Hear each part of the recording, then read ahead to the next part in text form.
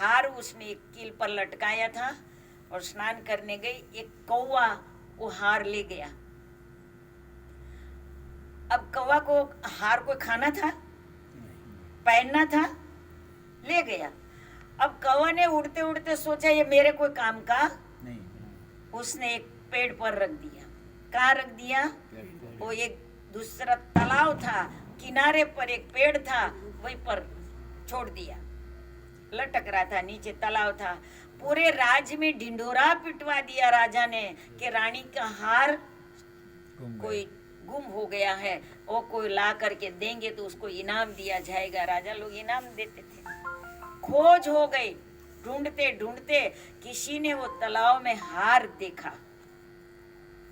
हार तालाब में है। आकर कहा राजा को, हाँ हार मिल गया, तालाब में है। अब वो तैरना जानते हैं, वो ला सकते हैं। तो जितने राज्य में तैरना जानते थे राजा ने इकट्ठा किया, भाई जाओ उसमें तालाब में हार ले आओ। अब जो तैरना जानते थे वो तालाब में जाते थे, बहुत ढूंढते थे, लेकिन हार हाथ में नहीं आता था। अब वापस आ जाते थे, फिर दूसरा थोड़ी देर शांत रहते थे, फिर दूसरा जाता था। बाहर निकले तो हार दिखाई पड़े और अंदर जाए तो हार नहीं मिलता।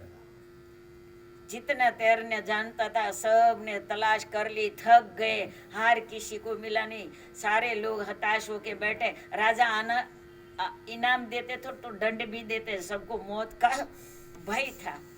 इतने में एक साधु निकले वहां का, इतने मायूस क्यों बैठे हो, दुखी होके क्यों बैठे हो?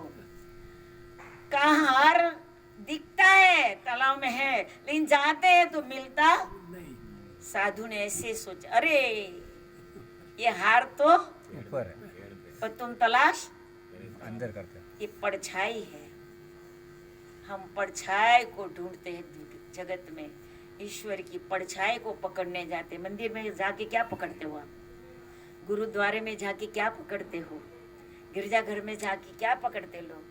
चर्च में जाके क्या पकड़ते हैं? परछाई। असलियत कहाँ है? वो तो अंदर खटकी भीतर है।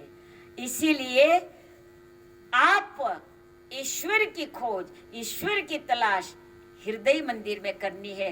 पर रास्ता नहीं खुलेगा तो हम हृदय मंदिर में भी नहीं कर पाएंगे।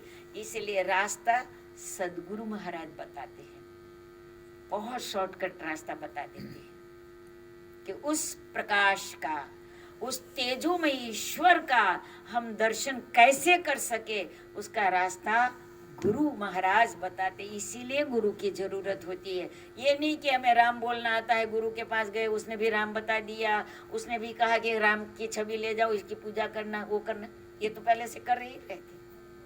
फिर गुरु के पास जाने की क्या आवश्यकता पड़ी? गुरु के पास क्यों जाना जाता है? जो हमें पता नहीं है वो हमें पता बता दे। इसीलिए भाइयों, बड़ा अनमोल जीवन है, इसको बातों बातों में गवाना नहीं चाहिए। सत्य की खोज करो। सत्य आपकी आत्मा है, क्योंकि कभी खत्म नहीं होती है, कभी बदलती नहीं है, कभी नाश नहीं होती है। ये सत्य है। जो बदलती है, जो खत्म हो जाती है, उसको सत्य नहीं बोला जाता है। इसलिए सत्य केवल आत्मा है। इसलिए आत्म ज्ञान बिना नर भटके, क्या मथुरा क्या काशी, जिसको दुनिया बाहर ढूंढे वो घट घट के वाशी। अब बाहर ढूंढने मत जाओ, खोज अंदर करो, उसका ध्यान करो, फिर शांति आपसे दूर नहीं है। इसका मतलब ये नहीं कि आपकी बहन का नाम शांति है, घरवाली का नाम शांति है तो मिल गई। नाम से कोई ताज्जुब नहीं है। शांति एक आनंद है और वो आनंद में कोई परिवर्तन नहीं आता है, कोई बदलाव नहीं आता है। आपको अभी गाजर का हलवा बहुत अच्छा लगता है, हमारा अनीता ने बनाया था, हमारे घर वाले ने इतना बढ़िया गाजर का हलवा बनाया, मेरे लिए लाई। क्या स्वादिष्ट था, बहुत माल अंदर डाला हुआ था। माल जानते हो ना? काजू बादाम किशमिश हलवा बनाया, तो स्वाद तो ऑटोमेटिक लगना ही था। अब वो हलवा खाया, बड़ा अच्छा लगा। उसका स्वाद कितनी देर तक रहा? 2 सेकंड। अनुभव सबको है। हम कोई भी चीज प्रिय है उसको खाते हैं, उसका आपको सुख कितनी देर तक रहता है? थोड़ी देर के लिए, फिर भूख लगती है कि नहीं? तो वो जो आनंद लिया था, वो जो मजा लिया था, वो खत्म हो गया।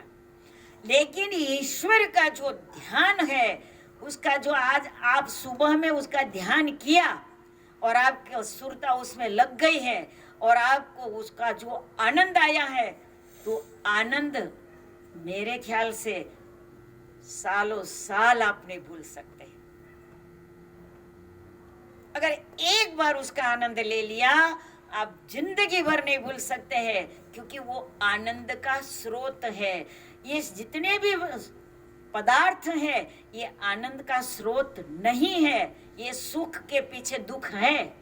मानो कि मैंने एक महल बनाया बड़ा अच्छा, जिसकी कोई तुलना ना हो, और उस महल में आग लग गई, तो जो महल मुझे सुख दे रहा था वो आग लग गई, तो क्या हो गया? सुख देगा? बताओ। 1 किलो सोना ला करके मैंने बहुत सारा जेवर बनाया, पूरा जेवर से मैं लत-पत हो गई, बड़ा। फिर तो कहना क्या, धरती पर चलोगे? ये पहन करके सुख आप अनुभव कर रहे हैं, लेकिन वही सारा जेवर कोई चोर ले जाता है, तो क्या आपको वही मजा आएगी? सोना आनंद दे रहा था, मजा दे रहा था, फिर क्यों दुख दिया? इसका मतलब है भाइयों बहनों, नश्वर पदार्थ जितना है आज सुखदायी है, तो कल दुखदायी।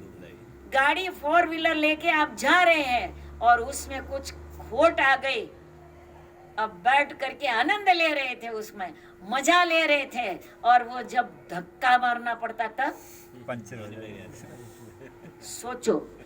कहने का हमारा भाव है कि संसार के जितने भी पदार्थ है, फिर पुत्र लो, पत्नी लो, मकान लो, धन लो, संसार की हर वस्तु का आप तुलना करना, मेरी बात पर विश्वास नहीं करना, आप अनुभव करना। आज सुखदायी है, वो कल दुखदायी है और है। लेकिन ईश्वर का ध्यान आज भी सुखदायी है, कल भी सुखदायी है, और वर्षों के बाद भी वो सुखदायी है, उसमें कभी दुख नहीं है। इसलिए उनको आनंद का स्रोत कहते हैं। ध्यान करना चाहिए या नहीं, बताओ? लेकिन उसका रास्ता पहले जानो सदगुरु महाराज से, और फिर उसका ध्यान करो, फिर देखो उसका क्या आनंद आता है। कोई हलवे की कितनी, मैंने आपको गाजर के हलवे की महिमा सुनाई, क्या आपका मुंह मीठा हो गया? नहीं, उसका तो स्वयं आपको बना के खाना पड़ेगा, तभी आपको पता चलेगा कि इसका मजा क्या है। इसी प्रकार मैंने आनंद स्वरूप परमात्मा का अभी वर्णन किया है, उससे आपको आनंद नहीं आएगा, पर आप स्वयं उसका अनुभव करोगे, और गुरु महाराज जी वो रास्ता बतावे, जब अनुभव करो तब आपको पता चलेगा कि कितना शांत, इसमें शांति मिलती है तब। इसलिए पहले जानिए फिर मानिए। बोलिए श्री सद्गुरुदेव महाराज की जय।